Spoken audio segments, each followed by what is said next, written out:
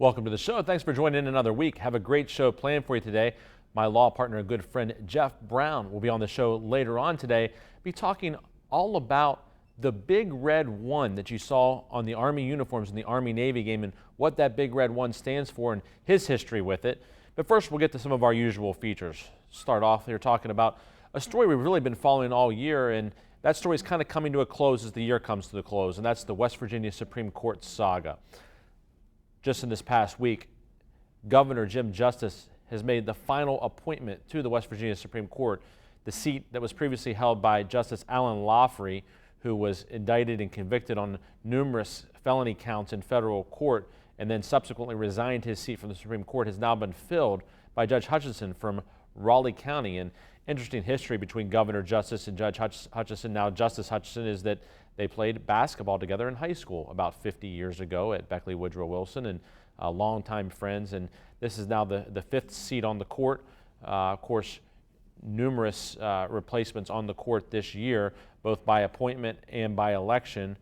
Judge Farrell from Cabell County had been filling the spot of Judge Loffrey until an appointment was made. So now Judge Hutchinson will be in that seat until the 2020 election, where it'll now be on the ballot, that seat, to fill out the remainder of Justice Loffrey's term. The remaining 4 years of that term will be decided in the 2020 election, but Justice Hutchinson will fill that seat until at least that time of the 2020 election.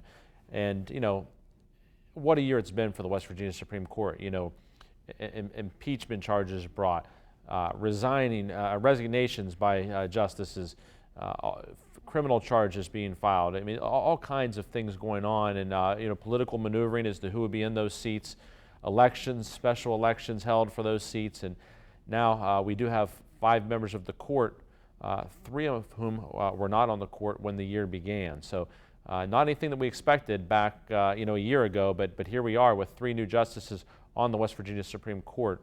So we will continue to watch this. It's never too early to start thinking about the 2020 election. In fact, last week, a gubernatorial candidate in West Virginia was in Wheeling. That's Stephen Smith, who's thrown his hat into the ring very early here for that election. And, you know, I was very impressed. Got to spend some time with Stephen Smith, and he is a guy who I really believe that he's going to do what he says he's going to do, and he's got a plan on how he wants to do it. He truly believes that he wants to help working families in West Virginia, and I've heard people say that before, but the difference is that when you hear his story about what he's done up to this point in his life and what he's done in his career, both out of West Virginia and in West Virginia, it's very interesting to listen to. I mean, he was born and raised in West Virginia, but then his family moved to Texas when he was, you know, in his teenage years or just before that.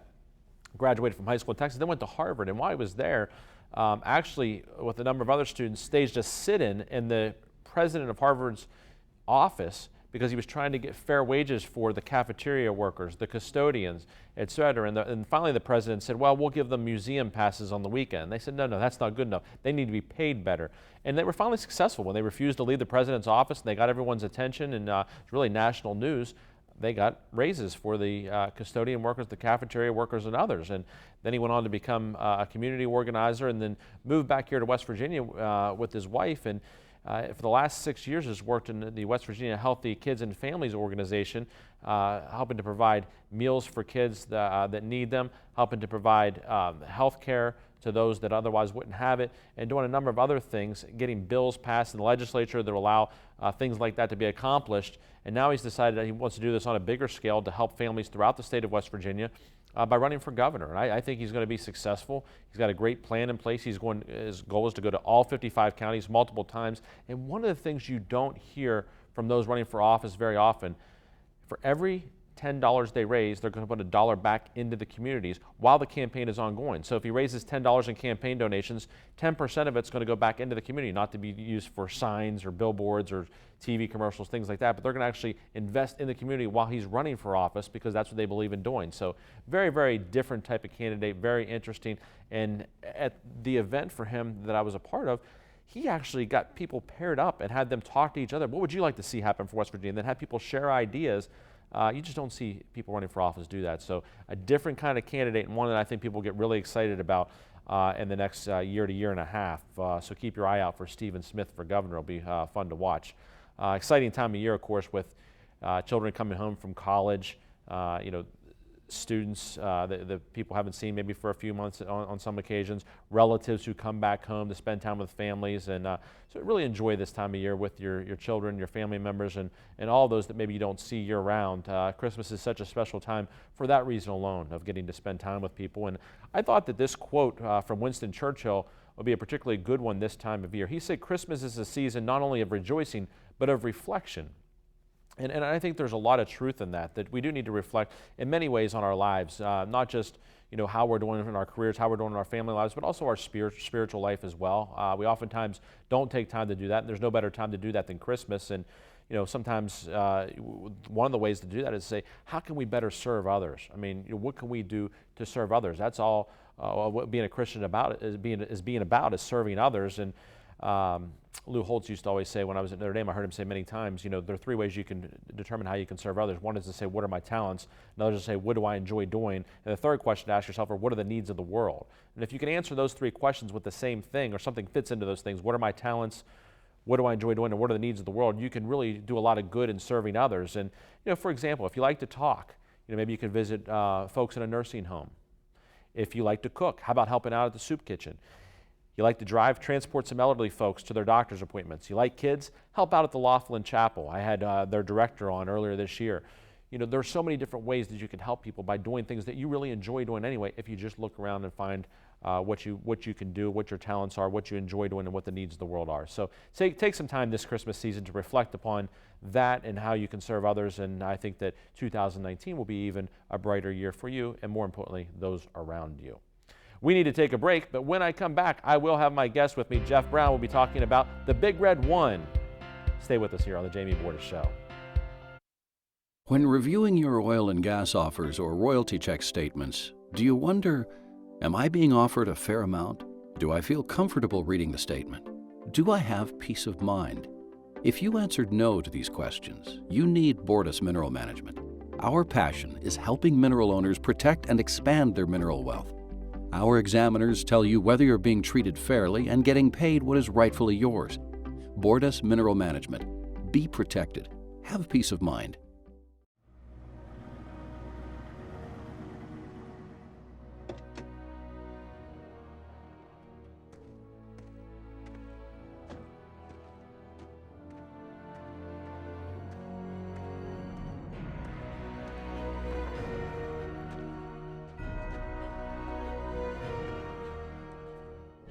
Recommended by the highest authorities.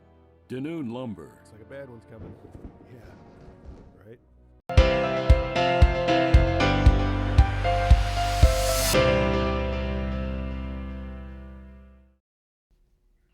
Welcome back to the show. This is my favorite time each week when I have a guest with me. This week's no different. I have with me my good friend and law partner, Geoff Brown. Geoff, thanks for being on the show. Always a pleasure, Jamie. All right, so for years I've seen in your office some of your memorabilia, I guess, from when you were in the United States Army, and some things I knew what they were, some things I never knew, but there was always this big red one patch up there on the wall that was framed, and I never really knew what it meant, never really asked, probably should have, but a couple weeks ago, Army and Navy played in football, and Army had on their uniforms this big red one, the same thing you have in your office, and so it got me thinking, and you wrote a blog about it a couple weeks ago leading into the game, but what is this big red one, and why did the Army team wear it? The Big Red One is the United States Army's 1st Infantry Division.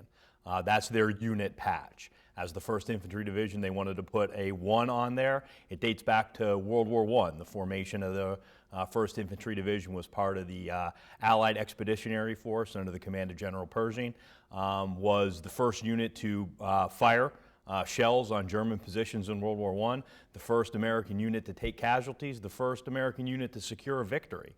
In World War I in Europe was the 1st Infantry Division. And so to commemorate the 100th anniversary of the end of World War I, the Army football team wore uniforms specifically dedicated to and to honor the men and women who have served in the 1st Infantry Division, otherwise known as the Big Red One. They got a win too, so that was even better, beat Navy. So, you were in the 1st Division, and I guess it's quite an honor to be selected to be in that division because of the historical significance of the division. Yeah, it's particularly interesting the way things come full circle. As I mentioned, the Big Red One came into formation and became famous as part of the First World War, which has its genesis an assassination in Sarajevo. A lot of people know that from their history classes, that was sort of the spark that lit the fire that turned into World War I. And so I had an opportunity to serve in the 1st Infantry Division, actually in Bosnia, just a few miles north of Sarajevo. It's interesting how these things all come back together, that a city in Sarajevo that set in motion the chain of events that in a way caused the formation of the Big Red One, and then a number of years later, we're back in that same part of the world. Now I'm wearing that patch on my shoulder. Very, very proud moment, and interesting how history has a way of coming back around like that.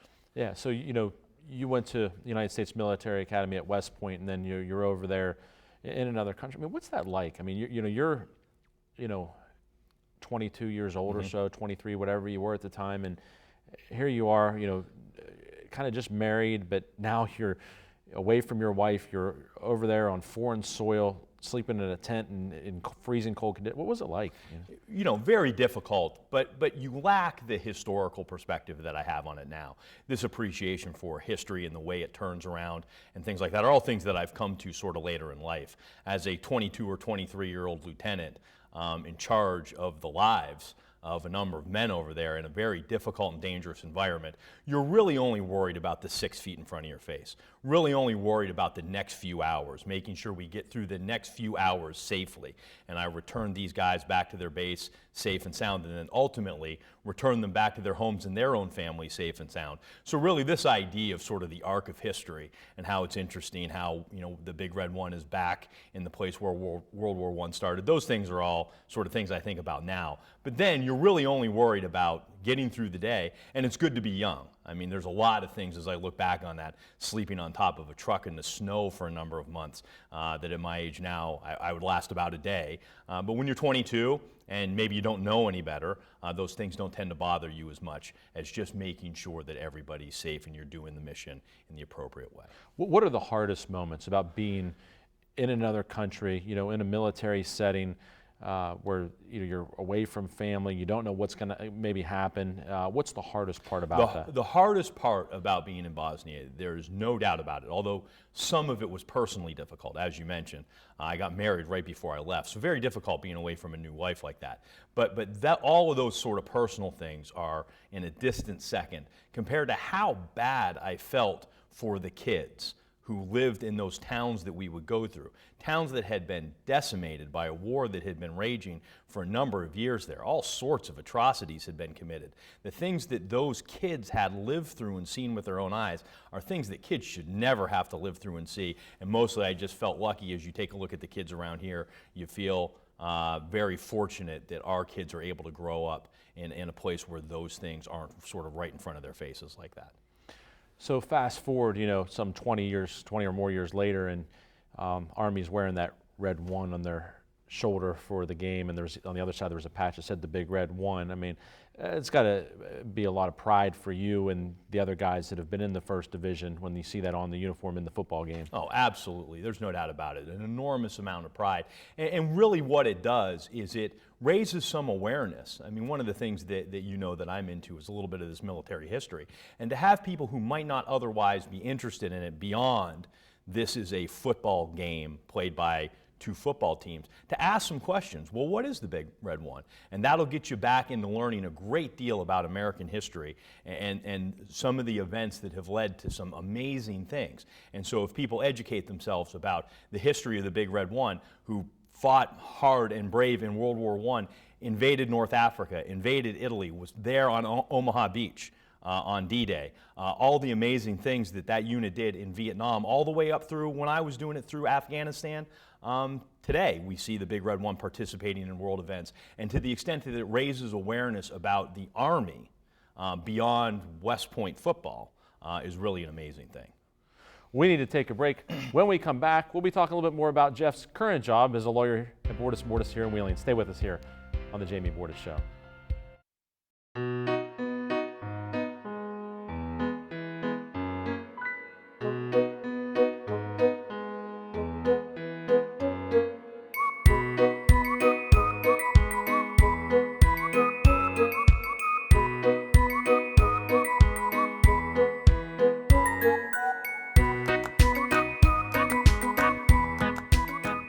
lifetime of saving starts here. Belmont Savings Bank, focused on your future.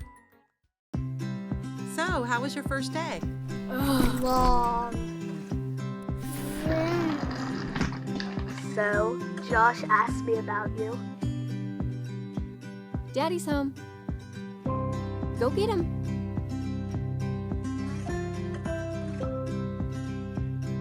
For your home, for your life, for more than 50 years. The Hardwood Specialists, DeNoon Lumber.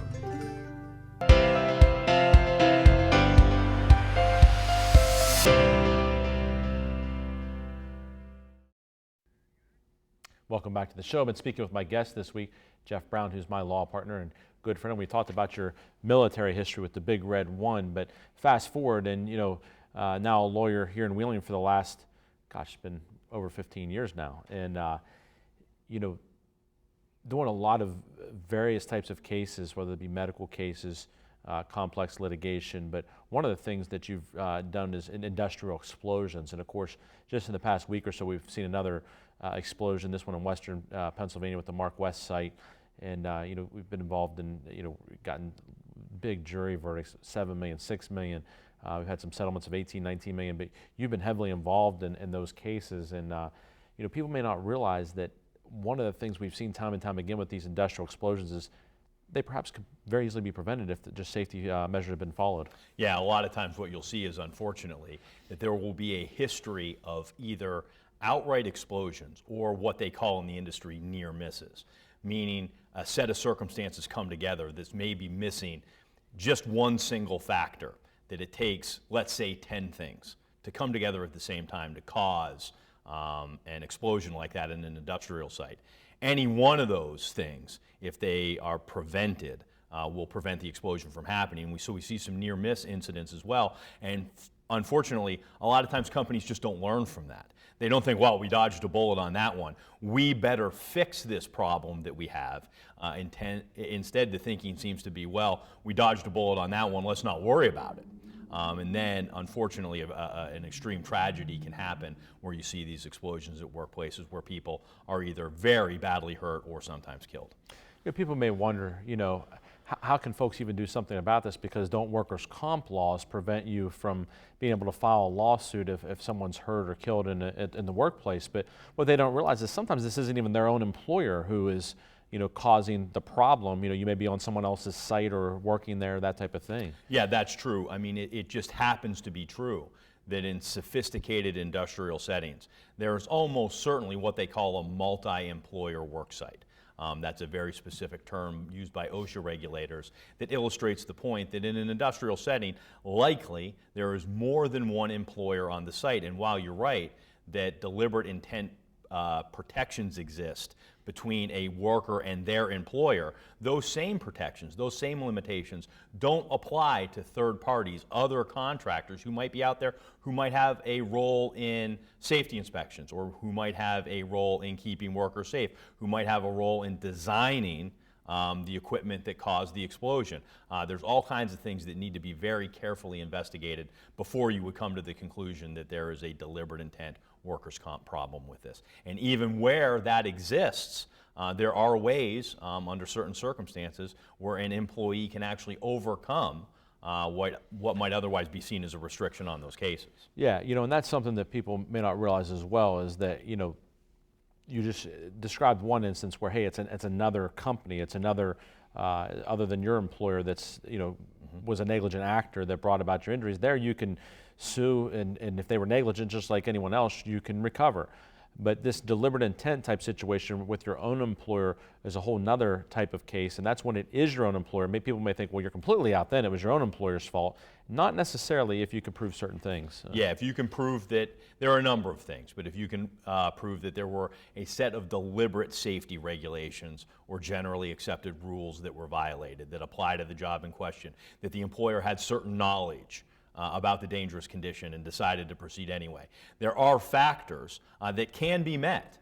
We have had success down at Bordas and Bordas on these type of deliberate intent cases. If you get the right experts and you analyze the case the right way, you may very well find that you may still proceed with a lawsuit even against your own employer in these situations. Unfortunately, with the amount of activity, especially in the oil and gas industry that's here in the region, I think we're going to continue to see situations like these explosions because it seems like no matter what happens, time and time again, you see these companies that could have fixed something, as you said, but say, boy, we dodged a bullet because they just don't want to spend the money and the time to shut down operations because of the money that cost them by shutting down operations for a period of time. That's right. I mean, you really ought to have companies that take the time to slow down and do the thing right, rather than just worried about moving through the job. That's what we see in a lot of these cases, that these guys have been out on these sites for 12, 13, 14 hours. It's dark, it's cold, and nobody's paying attention. Nobody's keeping them safe the way they should. That's a lot of times how you see these terrible tragedies happen. We talked a lot in the show here about your alma mater, West Point, and the Big Red One, but your other alma mater, Notre Dame, where you went to law school.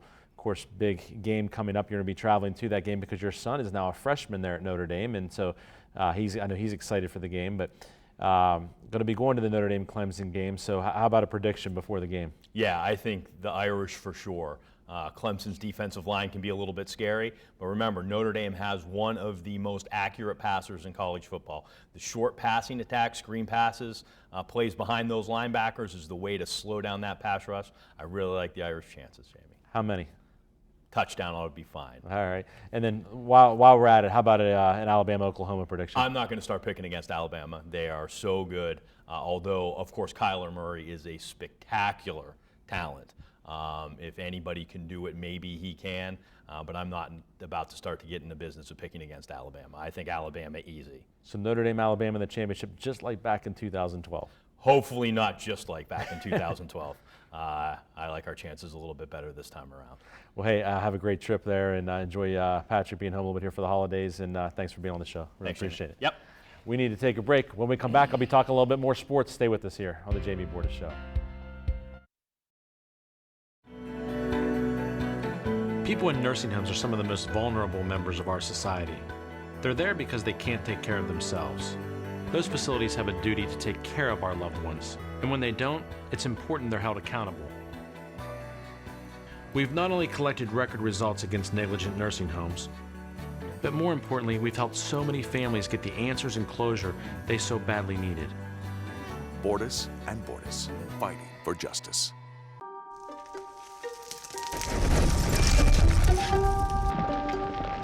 Ho, ho, ho, ho. Call Panhandle. Oh, thank goodness. Panhandle Cleaning and Restoration is ready to handle any size emergency at a moment's notice. From our family to yours, Merry Christmas. Thank you. Oh, ho, ho, ho, ho.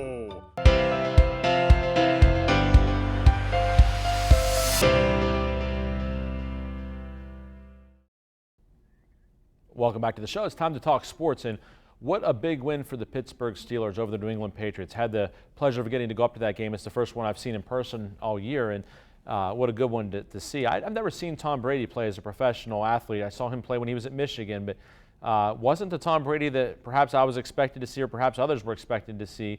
Steelers made Brady look average maybe, and the defense really stepped up, holding the Patriots to just 10 points. And the defense really has struggled for a lot of the year, especially late in games, and Joe Hayden comes up with a big interception, and it really kind of making it tough for Brady to find any openings. Even on the last drive there, he just kind of had to throw balls over people's heads in the end zone. So big win by the Steelers. Boswell, the kicker, made a field goal down the stretch there that extended the lead to 7, but he missed a chip shot earlier. So still, I think he saved his job with that last one, but he better get things together because the Steelers are going to need him down the stretch here. One thing people forget, one of the things I realized when I was up there, I was on the sideline in pregame, and Ryan Shazier was there kind of getting the linebackers fired up, but you forget, no Ryan Shazier, no Le'Veon Bell. Probably the best defensive player the Steelers had, and perhaps the best offensive player, certainly the most versatile, both not there. And then James Conner out, of course, also. So, a really big win for the Patriots, but teams build for years around certain players. I mean, and this franchise was designed to be built around Ryan Shazier on defense and Le'Veon Bell on offense. And when you see players like that not a part of the mix anymore, it usually takes years to recover. So the fact that the Steelers are still in first place is really pretty remarkable in a league that, where things go back and forth from year to year. You see how the Philadelphia Eagles, after winning the Super Bowl last year, just sitting at 7-7 right now. So tough to do, but the Steelers still are in first place, half a game up, but tough sledding here down the stretch to have to face the Saints this week and then the Bengals. Baltimore just a half a game behind, although Baltimore has to go to the Chargers on Saturday night this week. And, the Chargers have been playing hot. They've had 10 days or so to get ready for this game because they played on Thursday last week. I like the Chargers to beat the Ravens in this game. The Steelers, of course, will go into New Orleans as underdogs. Saints having a great year. Drew Brees doing well. Really just a special team that New Orleans has this year. But I just have a feeling that the Steelers are going to surprise people this week. I think they're getting hot now. I think maybe the defense figured something out. I think the Steelers not only win this game, but win it by double digits, and they clinch the AFC North with the Baltimore loss on Saturday night and the Steelers win on Sunday. I like the Steelers in this one. Speaking of professional sports, NBA basketball has become somewhat of a tradition on Christmas Day, and this year no different. 4 or 5 games, I think 5 games scheduled to take place, highlighted by the evening games, the 76ers at the Celtics at 5:30, but then the big one at 8 o'clock, the Golden State Warriors and the Los Angeles Lakers. And of course, it had come to kind of a point where it was Golden State versus Cleveland every year, but now LeBron moving to LA, and now it's the Golden State LA game. The NBA tries to give people what they want to see. So, that high-powered Golden State Warriors offense going against LeBron and the Lakers, and that'll be a fun one to watch. I think the Warriors will get the win, but maybe a preview of some playoff matches there down the road with these teams will be playing on Christmas Day. So that'd be fun to watch. Next week, we'll be talking all about the college football playoff, the New Year's Day games, and a look at the final weekend of the regular season play in the NFL. So stay tuned next week for those things. In the meantime, I hope that you and all of your families have a very Merry Christmas. I hope that you get to spend time with loved ones doing the things that you love the most. And may the joy of the birth of Jesus bring you, your family members, and all those you love many blessings. Thanks for joining in again today. We'll see you again next time on The Jamie Bordas Show.